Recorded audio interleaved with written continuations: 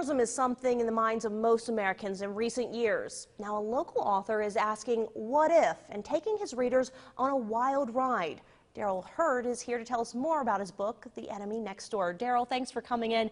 And this book really, I feel like, almost kind of plays on some of the fears that we as Americans have experienced over the last couple of years. What was the motivation for the book? Well, the book takes us through the local, or not the local, but the current events in the world. Terrorism is a very big issue these days. Sure. And the book was, it started just kind of as a fluke. I didn't know I was writing a book until my wife looked at it and said, wow, that looks like a real book. And so I got into it, and continually watching the news, the stories in the book are right off the news. You don't have to make this stuff up. Yeah. There are true terrorist cells everywhere. You don't know where they are. You don't know who's controlling them.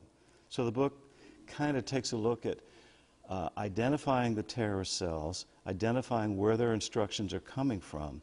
And that's the fun part, because the book is really part of the Roanoke Valley, because our two main characters, well, the book is set right here in the Roanoke Valley. Right. Our two main characters are over 70 years old. Oh. They're retired, but they developed a website, or I should say an internet program to identify websites that were suspicious. Okay. They found 3 right here in the Roanoke Valley, one being a mosque downtown, the other being 2 training sites up and down the Blue Ridge Parkway.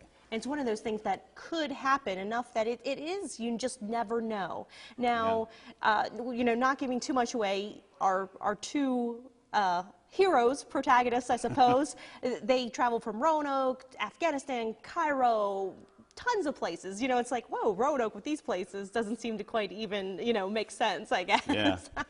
Well, the reason for that is because they were looking to locate who was giving the directions to the terrorist cells, because they knew there were more than 3 terrorist cells. Okay. And so they were looking for the root of that, rather than just capture the terrorists that were here. They wanted to find out who was giving the instructions. Okay. So that takes our main character, Pete Simon, to his counterpart in Israel. Well, I'm going to start wrapping things up here, but the book is available, and actually you have an event coming up today and in the near future. Yes, today at noon we'll be at Mill Mountain Coffee on Starkey Road, which is in that separate little building adjacent to Buffalo Wild Wings. We'll be there at noon, and then next Wednesday we'll be at noon again at Froth, which is also on Starkey Road. Sure, great. Well, thank you so much for coming in, Darryl. We'll have more information on our website, including a link to where you can find the book, where you can find Darryl with the signings. As you can see right there, it is available, and you can see it at that address right there. You can find more on Facebook and on our webpage, WDBJ7.com. Stay with us, everybody. We still have much more to come here on News 7 Saturday morning.